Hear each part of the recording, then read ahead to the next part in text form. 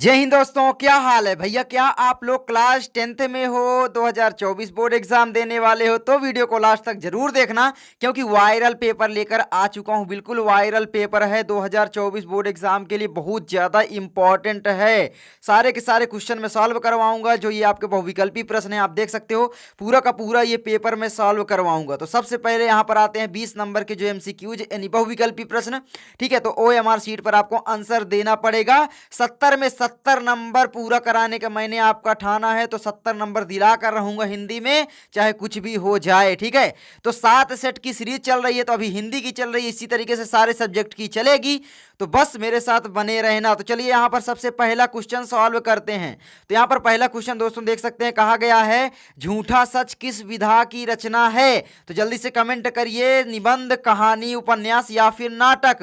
तो जल्दी से आपको कमेंट करके बताना है कि भाई झूठा सच किस विधा की रचना है। ठीक है, तो ये कमेंट करो, उसके बाद मैं आपको सारे आंसर बताते चलूंगा। तो दूसरा है आपका अनंत आकाश के रचनाकार हैं। तो कौन है भैया? डॉक्टर धर्मवीर भारती, जयप्रकाश भारती, जयशंकर प्रसाद या फिर यशपाल जी। तो जल्दी से आपको बताना है। तो यहां पर आप याद रख लेना, जयप्रकाश भारती जी जो है अनंत आकाश के रचनाकार हैं। और ये किस विधा की रचना है, ये जल्दी से मुझे आप कमेंट जरूर करना।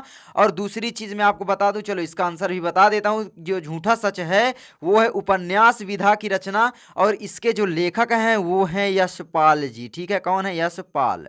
तो अब आपको मजा आ रहा होगा। चलिए आगे बढ़ते हैं। तीसरे नंबर का क्वेश्चन है, निम्नलिखित कथनों में से कोई एक कथन सही है, उसे आपको पहचान कर आपको विकल्प में करना है। ठीक है, तो यहां पर पहला है ए नंबर, गुनाहों के देवता के रचनाकार मुंशी प्रेमचंद हैं, जो कि बिल्कुल गलत है, क्योंकि गुनाहों के देवता के जो रचनाकार हैं वो कौन है? धर्मवीर भारती जी हैं, जो कि एक उपन्यास विधा की रचना है। कौन है?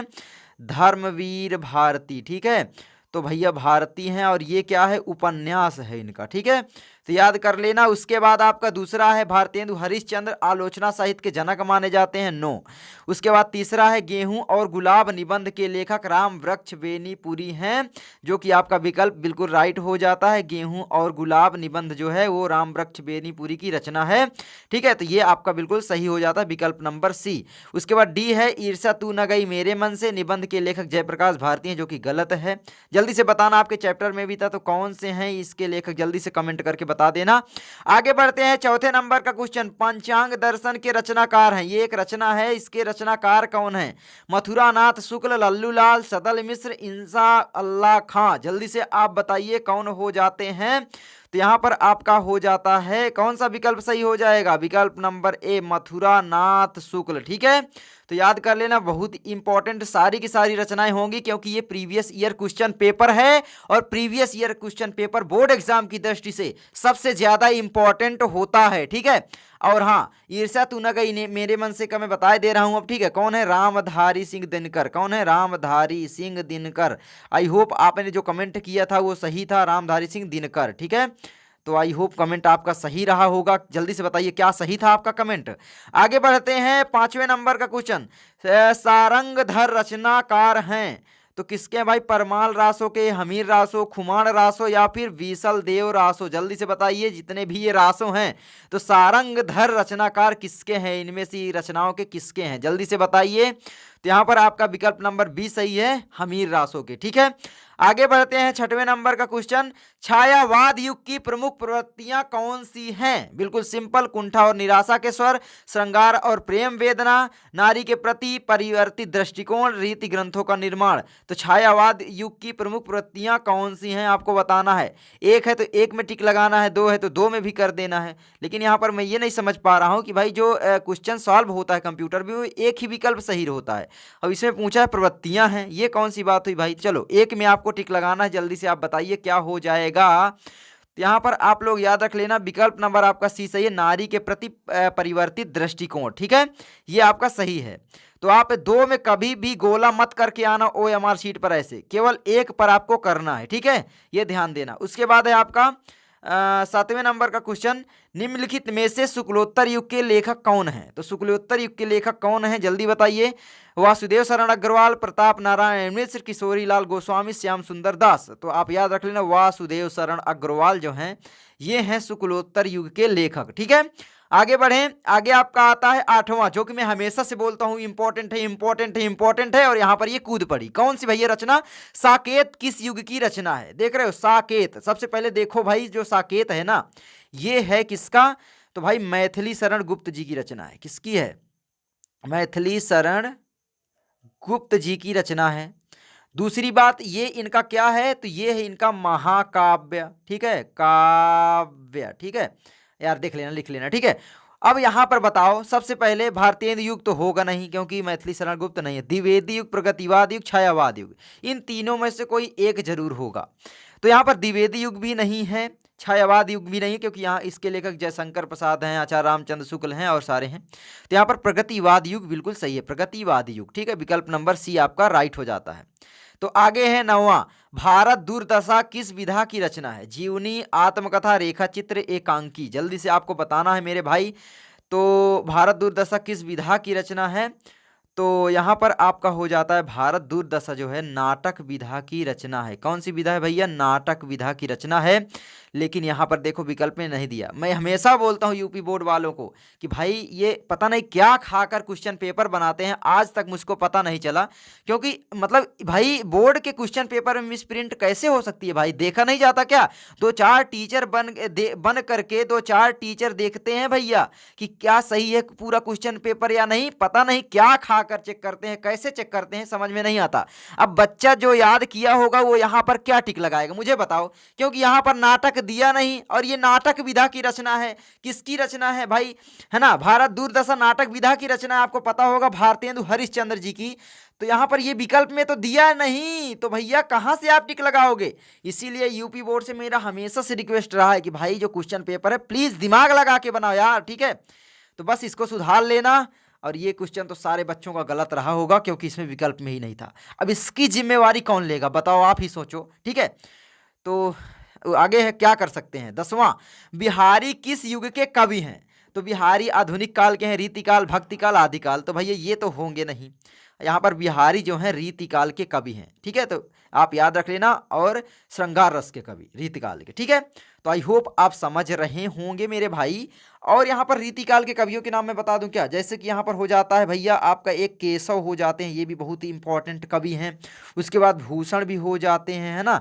और एक है चिंतामणि। चिंतामणि वो वाली नहीं, कौन सी जो आचार्य रामचंद्र शुक्ल की रचना है निबंध वाली, वो नहीं, है ना। चिंतामणि लेखक हैं किस यहाँ के, ठीक है, रीतिकाल के। तो ये ध्यान देना मेरे भाई। और भी हैं, ये इंपॉर्टेंट है। उसके बाद मतीराम, पद्माकर, घनानंद, ये सारे आ जाते हैं। चलो 11 नंबर क्वेश्चन कहता है, नाना वाहन नाना वेशा बिहसे शिव समाज निज देखा, को मुखहीन विपुल मुख काहू, बिनु पद कर को बाहु बाहु। तो यहाँ पर भैया हमें हंसी आ रही है, मतलब हास रस होगा। क्योंकि बहुत सारे लोग मतलब अजीब अजीब, जब शिव जी की बारात वगैरह ये सब हो रही थी ना, तो मतलब कुछ भी पहन के जा रहे थे, है ना। कोई लंगोट फाड़ के, मतलब समझ रहे हो, उस तरीके से काला वगैरह पोत के। तो मतलब वहाँ पर सारे लोग देख देख कर हंस रहे थे। तो बोला जा रहा था नाना वाहन नाना वेशा, है ना। मतलब बहुत प्रकार के, अनेक प्रकार के वाहन थे, अनेक प्रकार के वेश वाले लोग गए थे बारात में उनके शिव जी के। और बिहसे शिव समाज, मतलब शिव समाज नहीं देखा, तो जो शिव का पूरा समाज था वो सारे हंस रहे थे। तो यहाँ पर आपका हास रस होगा, यानी हास्य रस होगा। अब यहाँ पर एक चीज और, अगर आपसे पूछ ले स्थाई भाव तो हास होगा। इसी में आपसे घुमा सकता है, हास और हास दोनों विकल्प दे देगा, तो आप कंफ्यूजन में आओगे। तो मैं हर चीज बताते चलता हूं। उसके बाद आपका 12 नंबर क्वेश्चन है, यही कहीं पर बिखर गई वह भग्न विजय माला सी, ऊपर युक्त पंक्ति में कौन सा अलंकार है? सबसे पहले मैं आपको बता दूं, श्लेष ये होगा नहीं, क्योंकि आपके में रूपक, उत्प्रेक्षा और उपमा है। इन तीनों में कोई एक होगा, ठीक है। तो जल्दी से बताइए भैया यहाँ पर कौन सा होगा? तो उत्प्रेक्षा अलंकार होगा। क्यों होगा? यहीं कहीं पर बिखर गई वह भग्न विजय माला सी आ रहा है, सी सा ये सब जहां पर आ जाएं मेरे भाई समझ जाना कि वहां पर आपका उत्प्रेक्षा अलंकार होगा, ठीक है। आगे है, रोला किस प्रकार का छंद है? सममात्रिक छंद है। मैं हमेशा से बोलता हूं, है ना, इसमें 4 चरण होते हैं। बहुत सारे लोग बोलते हैं 8 चरण, बहुत जगह लिखा होता है, लेकिन 4 चरण याद रख लेना। और 8 भी बोला जाता है, कई जगह पाया जाता है। और जो सोठा एक होता है आपका, वो अर्ध सम्मात्रिक है। तो यहाँ पर साफ साफ पता चल रहा है कि जो रोला है सम्मात्रिक छंद है। आगे 14 नंबर क्वेश्चन, निर्जन शब्द में किस उपसर्ग का प्रयोग किया गया है। नी उपसर्ग, प्रत्यय नहीं उपसर्ग, नी निर नी निर। तो जल्दी से बताइए किसका प्रयोग हुआ है, तो निर, है ना, निर्जन। तो यहाँ पर हो जाता है निर्जन, ठीक है। तो यहाँ पर आपका विकल्प नंबर डी सही है। आगे बढ़ते हैं 15 नंबर क्वेश्चन। धनुष शब्द का पर्यायवाची शब्द है। धनुष शब्द का पर्यायवाची क्या हो जाएगा, जल्दी से बताइए मेरे भाई, ठीक है। तो यहाँ पर सबसे पहले ए जो है ये तो भाई होगी नहीं, अस्मि, इसमें लिखने देखो ये भी भांग खाकर बना रहे हैं, समझ रहे हो कितना मिसप्रिंट किए हैं। यहाँ पर अस्मि किसी का पर्यायवाची होता ही नहीं है, यहाँ पर होना चाहिए था भैया रश्मि। रश्मि किसका पर्यायवाची, अब आप मुझे जल्दी जल्दी बता दो। तो जो रश्मि है वो है किरण का, मरीचिका जिसको बोलते हैं, है ना। और यहाँ पर या तो होना चाहिए अस्म जिसको बोला जाता है पानी, है ना, पानी अस्म को बोला जाता है। ये दोनों में से भाई ये अस्मि कहाँ निकल आया पता नहीं, या अस्मि लिखना चाह रहे थे या रश्मि, है ना। इन दोनों में ही मिसप्रिंट हुआ है। चलो कोई बात नहीं, यूपी बोर्ड को ये जरूर सुधारना चाहिए मेरी तरफ से, यूपी बोर्ड, ठीक है। अगर आप सुन रहे हो कोई तो थोड़ा ध्यान दो भाई। उसके बाद है कुलिस। कुलिस किसका पर्यायवाची है आपको जल्दी से बताना है। उसके बाद तो यहाँ पर आपका विकल्प कौन सा सही होगा जल्दी से बताइए। तो यहाँ पर आपका विकल्प नंबर सी सही है, कोदंड, ठीक है, ये ध्यान देना। तो कुलिस किसका पर्यायवाची है मुझे कमेंट करना, पवि किसका है कमेंट करना, ये तो दोनों मुझे नहीं लग रहे। आगे बढ़ते हैं, कभी पढ़ा ही नहीं। आगे भलाई शब्द में कौन सा प्रत्यय है, प्रत्यय मतलब जो बाद में लगता है, भल आई है ना, आई है, भल आई, ठीक है। तो ये हो जाता है ई है या फिर आई है, यही पूछा जा रहा है। तो यहाँ पर आप लोग याद रख लेना ए है, ठीक है। कौन सा है, ए, ई है, ये वाला होगा, ठीक है। ई भल, भला और ई भलाई, है ना, भला और ई मिलकर भलाई बना रहे हैं, आई नहीं होगा क्योंकि भी भा बस हो जाएगा, है भल आई, ऐसा होगा नहीं, भला होना चाहिए प्लस आई होना चाहिए। तो ये है, ठीक है, विकल्प नंबर ए सही है। उसके बाद है आपका 17 नंबर का क्वेश्चन, क्या कहता है भैया, 17 नंबर का आपका क्वेश्चन कहता है षड दर्शन में कौन सा समास है। षड दर्शन में कौन सा समास है, तो षड दर्शन में भैया कौन सा समास है, द्विगु समास या फिर द्वंद्व, इन दोनों में से कोई एक हो सकता है क्योंकि यहाँ पर संख्यावाची शब्द का प्रयोग हुआ है ना। षड दर्शन या फिर और भी एक हो सकता है भैया, कौन सा हो सकता है, बहुब्रीहि। तो बहुब्रीहि तो यहाँ पर दिया ही नहीं गया, ठीक है, विकल्प में ही। तो द्विगु और द्वंद्व में कौन सा होगा, द्विगु समास होगा, यानी विकल्प नंबर सी सही है। अब बहुब्रीहि क्यों हो जाएगा, क्योंकि षड दर्शन का मतलब है भाई 6 भारतीय विशिष्ट दर्शनों का समाहार कह सकते हो या 6 दर्शनों का समूह कह सकते हो, मतलब समझ रहे हो। तो वहाँ पर संख्यावाची भी आ रहा है और किसी दूसरे और इशारा कर रहा है, तो वहाँ पर फिर बहुब्रीहि भी हो सकता है। तो लेकिन यहाँ पर दिया ही नहीं गया विकल्प में, तो ये अच्छी बात है, वरना यहाँ पर बहुब्रीहि भी दे देता विकल्प ने कोई एक, तो फिर यहाँ पर बच्चा गलत करके ही आता, क्योंकि दोनों में से पता नहीं आप क्या सही कर रहे हो, है ना। तो ये सारी चीज़ें सुधारना चाहिए यूपी बोर्ड को, जो पेपर बनाते हैं उनको तो ध्यान देना चाहिए भाई, पढ़े लिखे लोग होते हैं। 18 है, मति भी शब्द का विभक्ति एवं वचन है, जल्दी से बताइए क्या हो जाएगा मेरे भाई।